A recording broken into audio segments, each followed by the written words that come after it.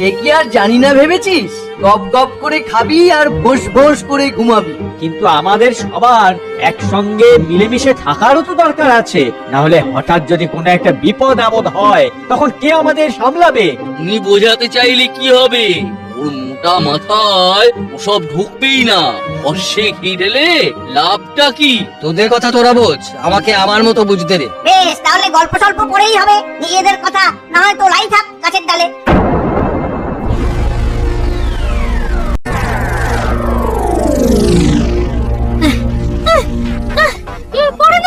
পরে নয়, এখনকার কথা এখনই বলতে হবে, না হলে দেরি হয়ে যাবে। সে না হয় হবে, কিন্তু তুই এরকম হাঁপাচ্ছিস কেন? দাঁড়া দাঁড়া, আগে একটু জিরিয়ে নে। হ্যাঁ, তারপর না হয় ধীরে ধীরে সব বলবি। আমরা তো আর কোথাও পালিয়ে যাচ্ছি না। খবরটা শুনলে না? তোমরা এখানে বসে বসে হাঁপাতে শুরু করবে। জঙ্গলের বাইরে রাজার পেয়াদা ফলক দিয়েছে, তাতে লেখা আছে জঙ্গল কেটে নগর হবে। আমি নিজের চোখে দেখে এলাম এইমাত্র। এবার বলো কি বলবে? হ্যাঁ, বলিস কি? করবো না। জঙ্গলের পশু পাখিরা তাহলে যাবে কোথায়? কুল্লুকপুরের জঙ্গলে তো ছোট বড় পশু পাখি অনেক আছে। রাজা মশাই দুম করে এমন হুকুম দিতে পারেন নাকি? ওসব বাজে কথায় কাজ নেই। আসল কথাটা হলো আমরা এখান থেকে নড়বো না। এখান থেকে চলে গেলে খাবো কি?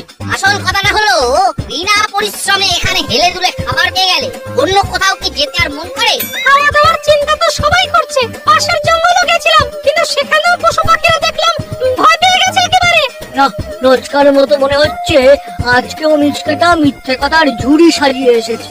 এই, সত্যি করে বলতো, তুই আমাদের ভয় দেখাচ্ছিস না তো? বিশ্বাস না হলে নিজেরাই ঘোরাঘুরি করে দেখ না এমন কিছু হয়েছে কিনা। তাই তো হয়েছে তো বটেই, না হলে মিচকে মিছিমিছি আমাদের ভয় দেখাতে আসবে কেন? কথাটা তেতো হলেও সত্যি। এখন বসে ভাবো তাহলে কি করবে। সত্যি তো, ব্যাপারটা তো বেশ ভাবিয়ে তুললো। এখন কি করি আমরা?